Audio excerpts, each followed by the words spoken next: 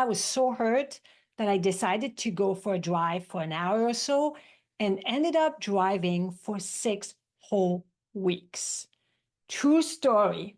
Today I'm going to talk about grief, loss, sadness, and sharing a personal story, but then applying it to how in Chinese medicine we can help our patients who suffer from a grief, a loss, or a sadness.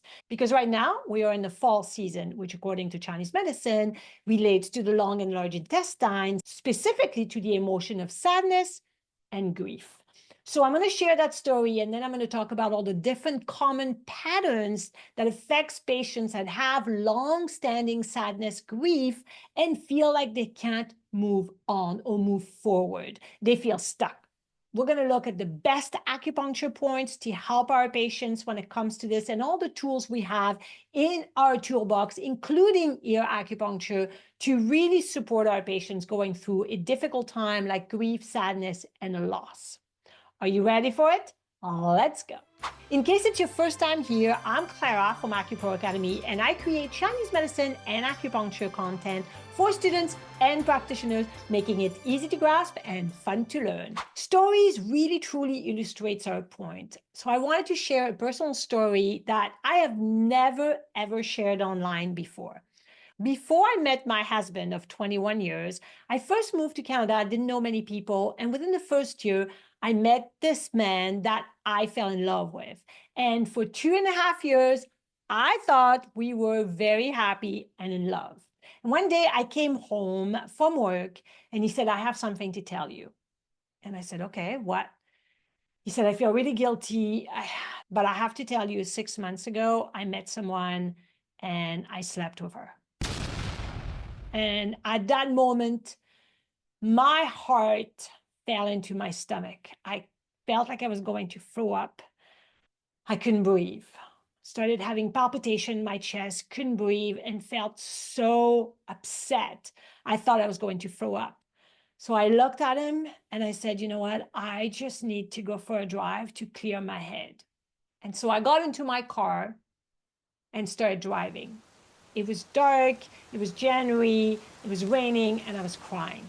And I kept driving, and I got to the border of Canada to the United States. At the time, this was way before we needed a passport to cross the border. We used to be able to cross the border from Canada to the United States with just our driving license. I crossed the border and I kept driving, and I drove all the way to Seattle. That took me about 3 hours altogether. I arrived in Seattle. I found a motel somewhere because I was exhausted. I rented a room and I went to bed. This was before cell phones. So next morning, I used a payphone and I called my boyfriend at the time and told him that I just needed a break. I needed to get away from him and think this through.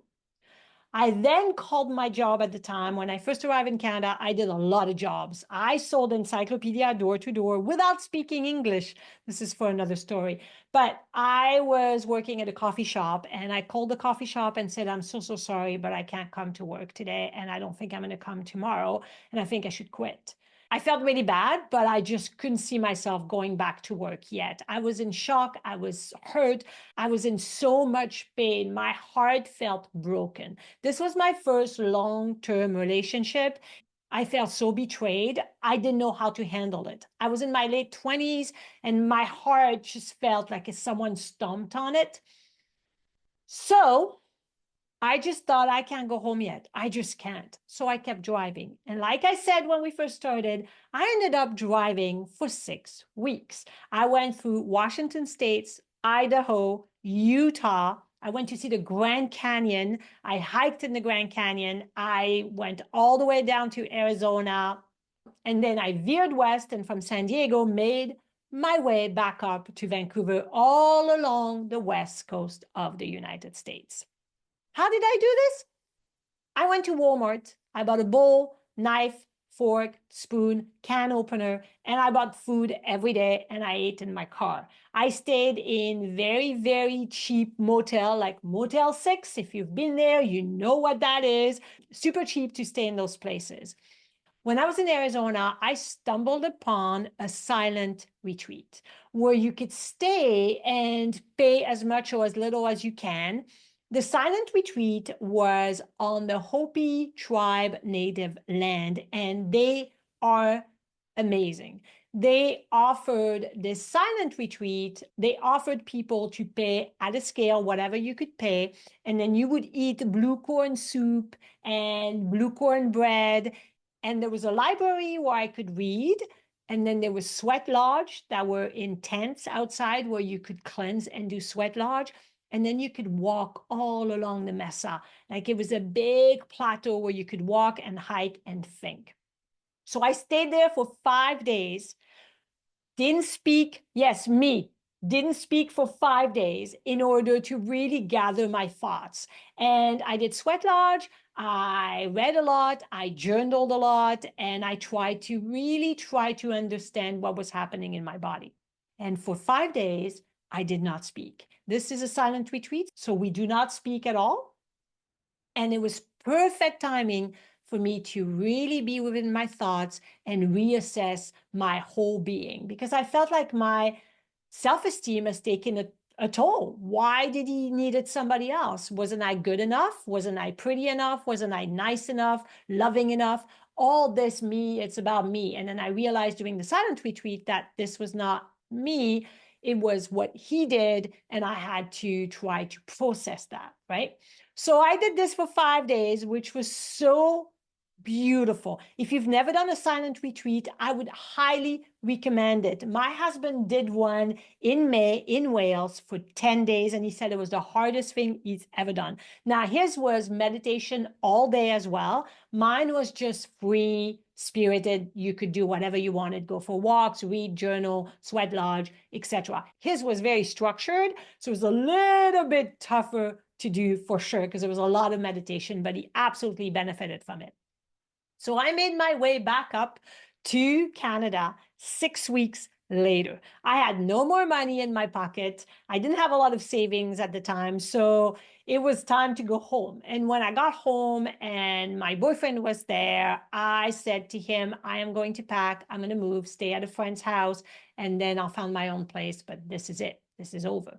And he told me, I love you still. It can't be over. And I said, no, no, no, no. It is over. So I'm not recommending for everybody to go on a drive for 6 weeks if you get hurt or if your patients are suffering from a loss, a grief, or a shocking news like the one that broke my heart at the time. But I think for me, that worked really well. And fair enough, I didn't have children. I didn't have responsibilities that I could just keep driving. And that's what I did. I don't know if I could do this today. I don't think I would be able to do this today. But sometimes when I said to my husband, I'm just going to go for a walk, I need to think, he's looking at me and he goes, you're not going to go for a drive and leave me, are you? And I'm like, oh, poor guy. He knows my story. So now let's talk about what Chinese medicine can do when someone experiences loss, grief, sadness. Now, sadness can come from long-standing depression. Sadness can come from a loss or a grieving time, and we need to process, we need to grieve. But when patients are stuck for 5, 6, 7, 10 years in their grieving process and they can't move forward, this is when TCM is really good at allowing them to open up the flow, letting go, because remember, the large intestine is the organ that lets go, letting go and moving forward, being able to breathe better. I've had so many patients that lost a loved one, a child, a partner. It's very difficult, and we need to allow the body and the mind to grieve. However, we need to also eventually be able to move forward. So let's look at Chinese medicine perspective. Frequent sadness in Chinese is called shan bei, B-E-I, and it's basically the desire to cry a lot, to grieving for a long period of time, and have uncontrollable sadness. It's very hard to get out of it. Causes definitely emotional trauma, shocking news, stress, and also chronic illness. Because if we're in a lot of pain all the time, we feel sad, hopeless, and feeling like we're never going to get better. Now, before we start looking at the 3 most common patterns that are affecting people that have frequent sadness and grieving and loss, let's think of what we can do using ear acupuncture. I love ear acupuncture because it's so powerful. We can start with basic point: heart, lung, and liver. Why those three? Because if there is a long-standing emotion, whatever it is, it affects the heart, mind. So we have to do the heart. The lung, of course, because this is sadness and grieving, which is connected to the lung. And the liver, because when we are in this state, we feel stuck, meaning our chi is stuck, it's stagnated. So we need a better movement. So liver would be the one that we want to address. Does that make sense? Those are your three basic ear acupuncture points. Let's look at the three most common patterns when it comes to sadness and grief and loss. The first one is heart and lung qi deficiency. Now, the qi deficiency signs are going to be fatigue, weak pulse, pale tongue. The lung qi deficiency are going to be crying a lot, shortness of breath, maybe some sinusitis or tendency to catch cold easily and flu easily. And the heart are going to be palpitation, maybe some anxiety with the sadness as well, and easily sweating when there's anxiety. So the person's not hot, but they sweat easily when they're anxious. The best point for this pattern would be to tonify qi. So you could have stomach 36, Ren 6, do 20 to get that energy back up. But to affect specifically the heart and lung, we can use back shu point, bladder 13, bladder 15. To help with the lung, we want to do lung 7. And absolutely, if it's something that broke the person's heart, like my heart was broken, the best point for broken heart is pericardium 7. Pericardium 7 is a ghost point and is the best point when someone got their heart broken, like I did way back then. When using pericardium 7 for a broken heart, think of a broken heart as a loss of a relationship, a loss of a loved one, maybe that passed away, a loss of a job, a loss of a friendship. It could be anything that feels like a loss. Pericardium 7, broken heart, best point. It has to be there. So when we treat patients that are depressed, that are sad, that are grieving, we want to ask them, do they feel like their heart is being broken? And you want to do pericardium 7. That makes sense? Now, another combo that I like to do when people are feeling at a loss, feeling stuck after grieving or sadness is the best combo, which is the Buddha's triangle. And the Buddha's triangle is lung 9, heart 7, and pericardium 6. This is a great combo that can be done to help people specifically if they are stuck and they can't process their emotion. Now let's look at the second pattern, which is liver insults the lung. So this results from a lot of stress, and the more the person is stressed, the more they cry. They usually cry in anger. So they get really angry and then they'll burst into tears. They're very irritable.